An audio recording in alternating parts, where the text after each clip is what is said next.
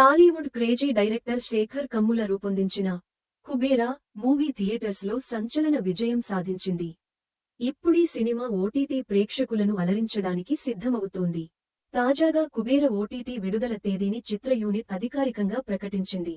తమిళ star hero Dhanush, king Nagarjuna, అందాల రష్మిక మందన్న వంటి భారీ తారాగణం ప్రధాన పాత్రల్లో నటించిన ఈ సినిమాకు శేఖర్ కమ్ముల తనదైన శైలిలో తీర్చిదిద్దగా ఏషియన్ అధినేత సునీల్ నారంగ్ భారీ ఎత్తున నిర్మించారు.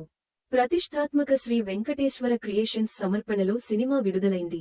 గత నెల 20న థియేటర్లలో విడుదలైన కుబేరా మొదటి రోజు నుంచే పాజిటివ్ టాక్తో దూసుకుపోయింది. టాలీవుడ్కు చాలా రోజుల తర్వాత ఓ మంచి విజయాన్ని అందించిన చిత్రంగా ఇది నిలిచింది.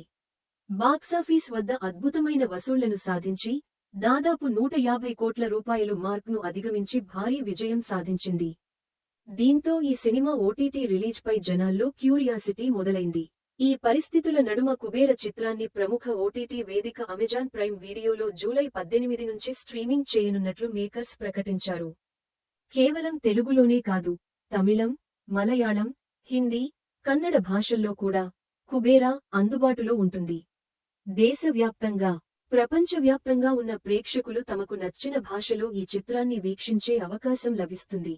ఈ సందర్భంగా చిత్ర బృందం ఒక కొత్త పోస్టర్ను కూడా విడుదల చేసింది. అది సినిమాపై మరింత ఆసక్తిని పెంచుతోంది.